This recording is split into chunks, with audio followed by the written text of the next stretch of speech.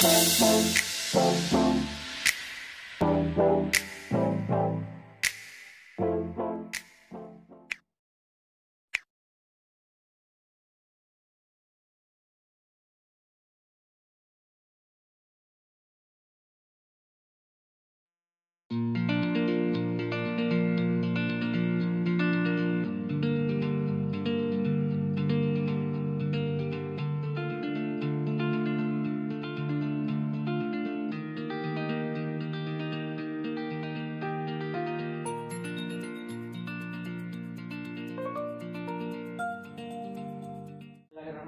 Assalamualaikum warahmatullahi wabarakatuh. Waalaikumsalam warahmatullahi wabarakatuh. Alhamdulillahirrahmanirrahim. Pada hari ini kami datang ke sini Pak untuk pendampingan individu 2 di SMP 8 di maksud dan tujuan kami kembali untuk mendampingi Pak Ardiansyah, di mana kita akan berdiskusi tentang penerapan komunitas praktisi di sekolah Bapak, kemudian refleksi penerapan positif disiplin di kelas Bapak, dan kita akan berdiskusi kembali tentang refleksi menjalankan tugas untuk dibawa ke Lokakarya 3. Jadi itu entry point yang kita akan konfirmasi ke Bapak. Jadi untuk mengawali pendampingan individu 2 ini, bagaimana kabarnya Pak untuk hari ini? Alhamdulillah. Mudah-mudahan kesehatan kita harus terjaga Pak ya. Nah, untuk bincang-bincang kita pada hari ini, kami ingin mengetahui tentang pengalamannya Bapak dalam merintis komunitas praktisi di sekolah atau di lingkungan. Selama mempelajari tentang komunitas praktisi di LMS pendidikan guru penggerak, maka kami memulai merintis komunitas praktisi. Tentunya yang pertama mencari kegelisahan bersama dan kebutuhan bersama akan peningkatan mutu mengajar khususnya.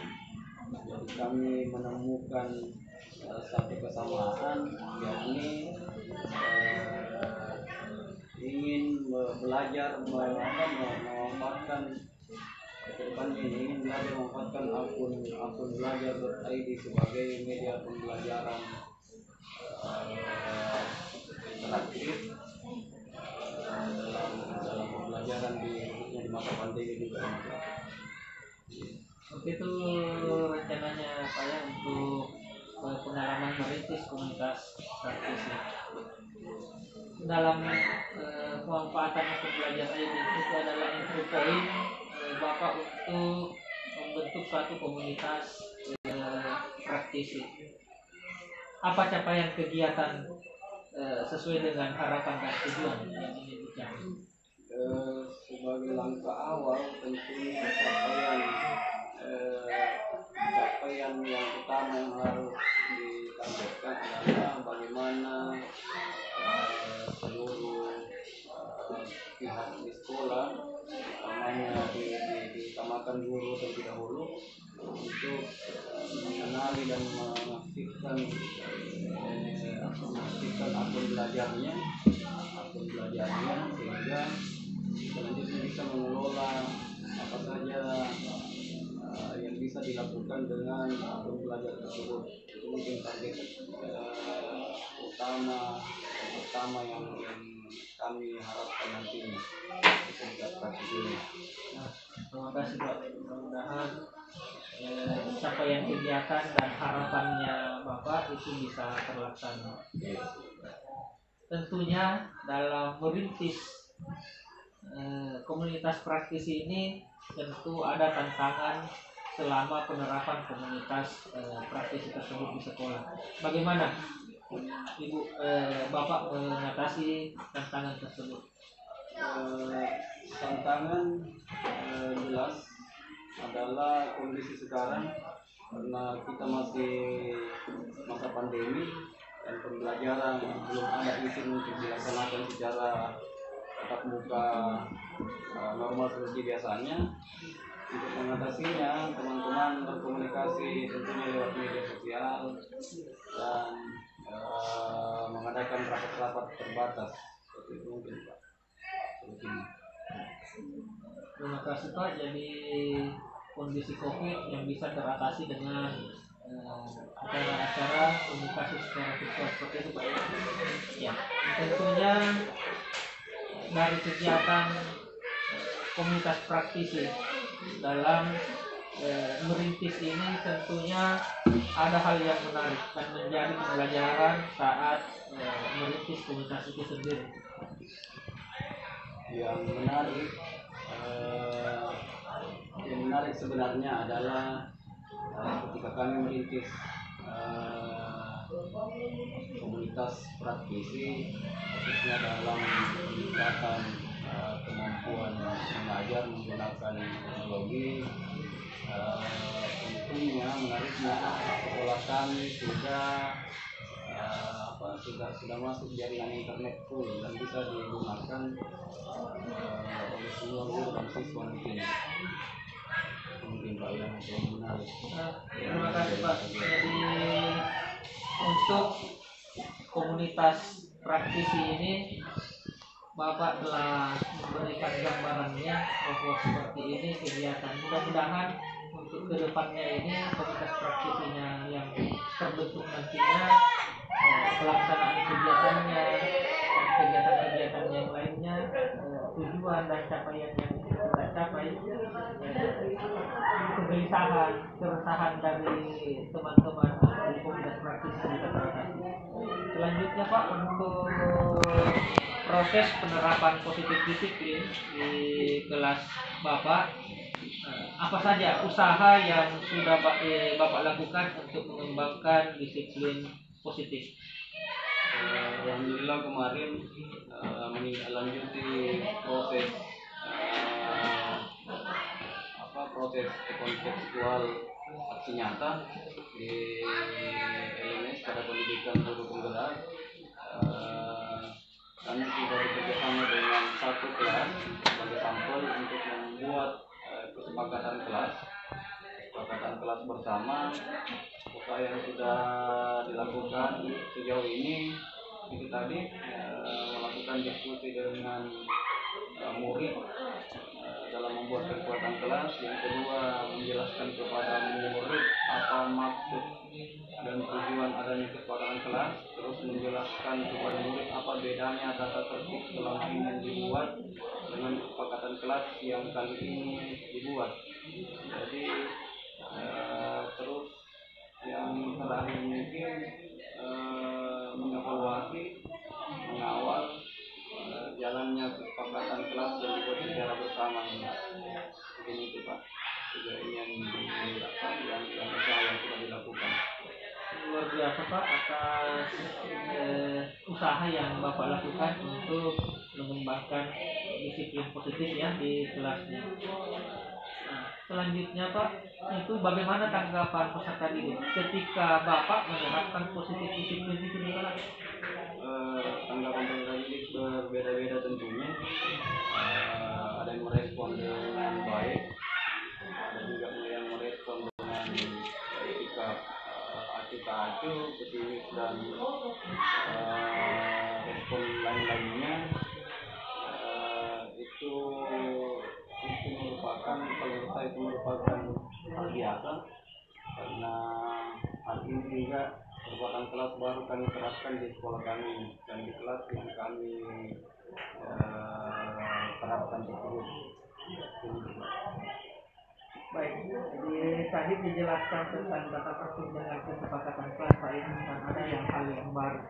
Tentunya memiliki tantangan. Apa tantangan selama diterapkan proses ini dalam pembelajaran? Dan bagaimana mengatasi tantangan yang dihadapi sejauh ini adalah bagaimana mengawal secara konsisten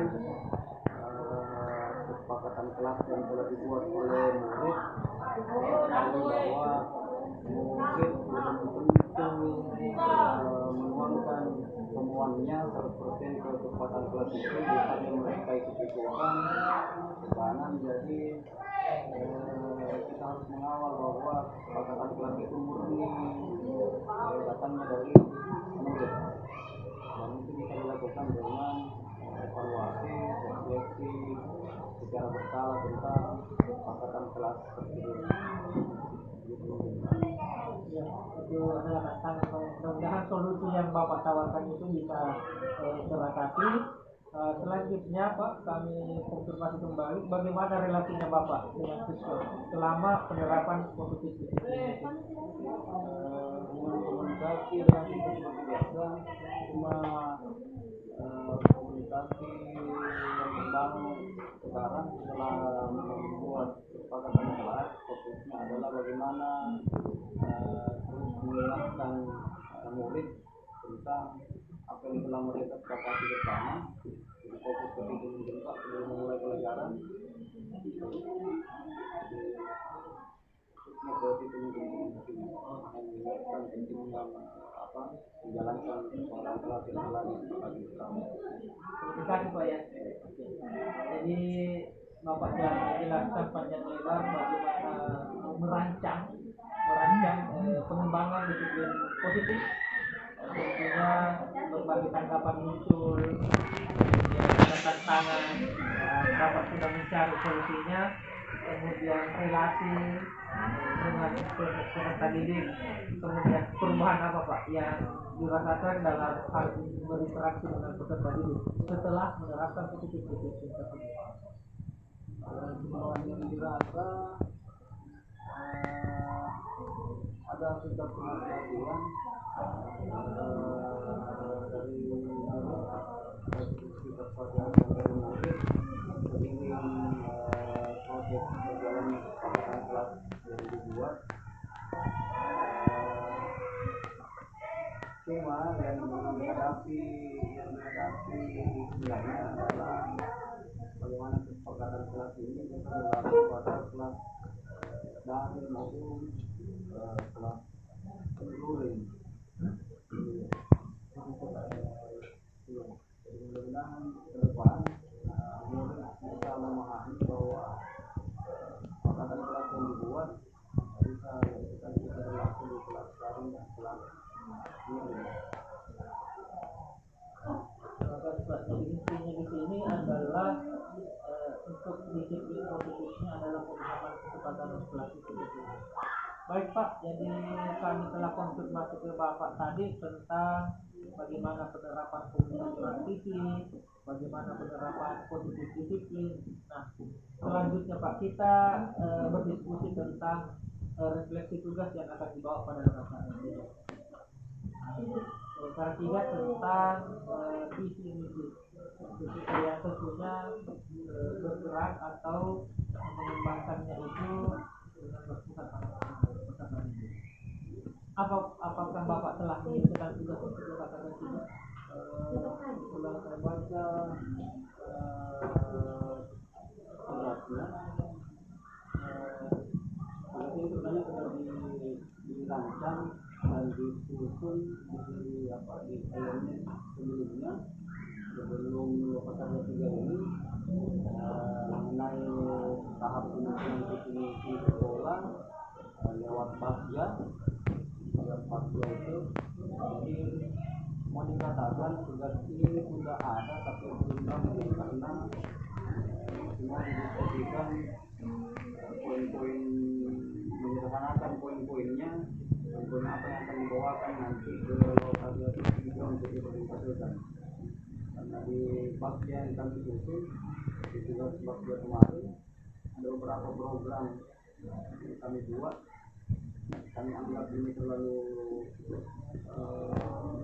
banyak mungkin sebagai langkah awal, jadi kami dikumpulkan dulu baru dibawa ke lokasi. Terima kasih Pak. Jadi masih perlu untuk pengembangan, penambahan dan sebagainya.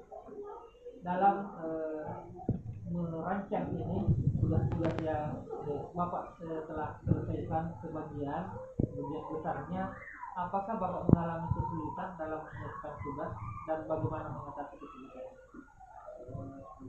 Kesulitan mungkin tidak terlalu Pak, cuma masalah komunikasi, kembali ke masalah komunikasi yang efektif, bagaimana mengkomunikasikan semua rancangan program kepada semua pihak yang terlibat nantinya ke depan, misalnya tentunya ke kepala sekolah, ke kepala perpus, kepala les, wali kelas dan seterusnya Pak. Mungkin masalah komunikasi mungkin Pak yang efektif yang harus ditekankan. Terima kasih Pak. Jadi untuk refleksi tugas yang akan dibawa ke Lokasarja 3, mudah-mudahan Bapak bisa merampungkan apa-apa tugas itu sehingga pada Lokasarja 3 tidak nanti dan Bapak akan didampingi oleh Bapak Kepala Sekolah bisa menyusun, bisa merangkai sehingga pada Lokasarja 3 ini tidak tantangan dan hambatan dan kesulitan yang Bapak temui itu bisa teratasi. Baik, selanjutnya Pak, untuk penerapan disiplin positif di kelas dan perintisan komunitas praktisi ini tentunya ada umpan balik. Mendapat umpan balik dari respon yang diterima Bapak, apa perbaikan yang akan dilakukan mengenai praktik penerapan disiplin? Perbaikan yang dilakukan sejauh ini adalah catatan atau jurnal refleksi. Jadi saya selalu mengacu ke standar memperbaiki sesuatu dengan jurnal refleksi yang tidak bersalah yang dilakukan dalam mengevaluasi program yang telah disusun secara bersama dengan siswa dalam kesepakatan kelas sebagai model disiplin positif yang diterapkan di dalam kelas.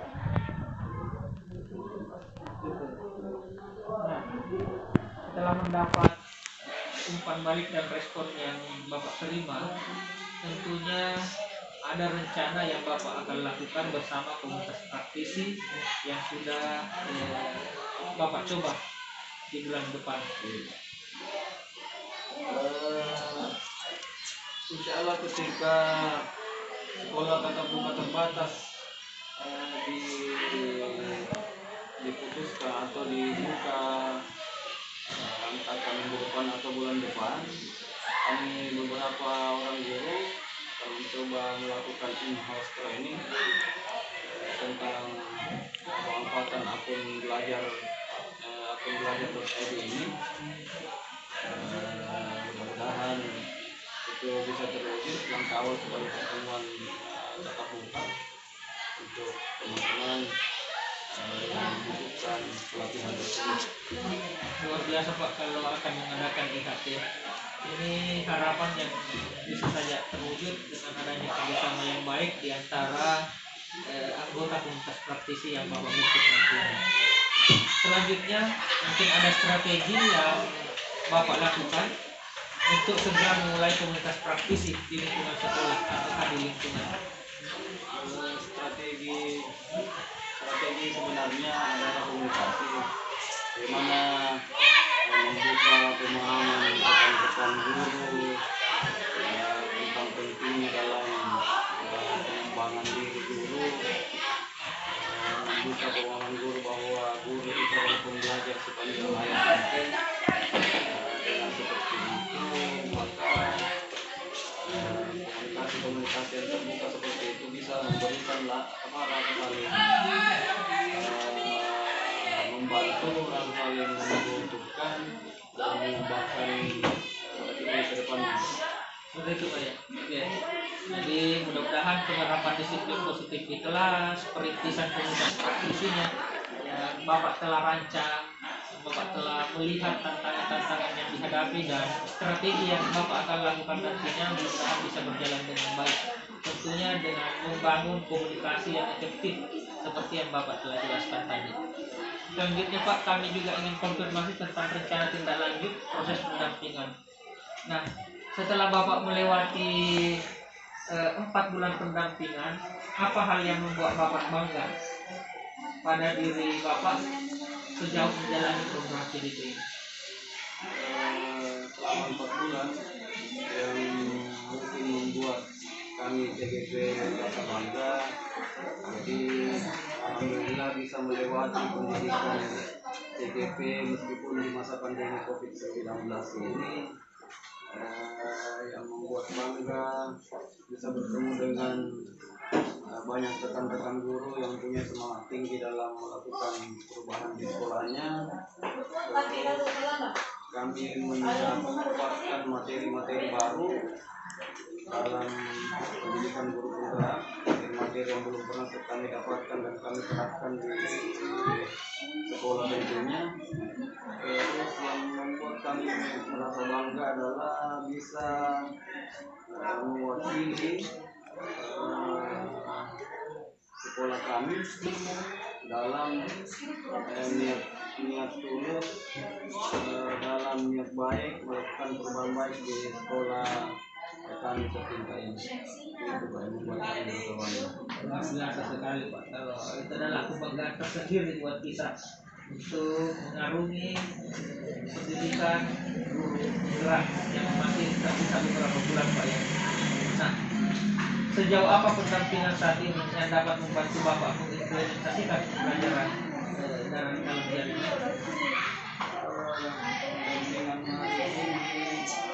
Membuka wawasan bahwa budaya sistem positif itu bisa diterapkan saat bukan hanya di pembelajaran luring tapi saat pembelajaran daring. Terus yang perlu diperbaiki mungkin ke depannya adalah bagaimana urutan materi antara apa yang didapatkan di LMS dengan materi yang akan didapatkan di lokakarya. Maksudnya sebaiknya materi yang akan didapatkan sudah didapatkan di LMS pendidikan guru penggerak sebelumnya. Jadi itu kita ke depannya. Terima kasih.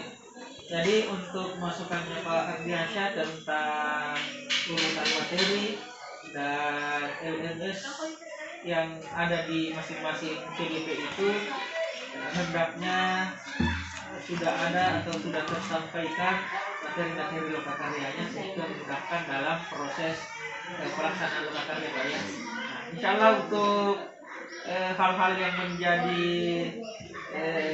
perbaikan untuk pelaksanaan lokakarya, tapi yang kita fokuskan adalah bagaimana proses pendampingan ini yang perlu diperbaiki. Dan itu semua tidak jadi permasalahan, yang jelasnya apa yang Bapak resahkan, apa yang perlu diperbaiki tetap akan kami masukkan dalam catatan kami untuk sesegera mungkin berdiskusi dengan pihak yang berkaitan agar bisa terwujud. Seperti itu Pak ya.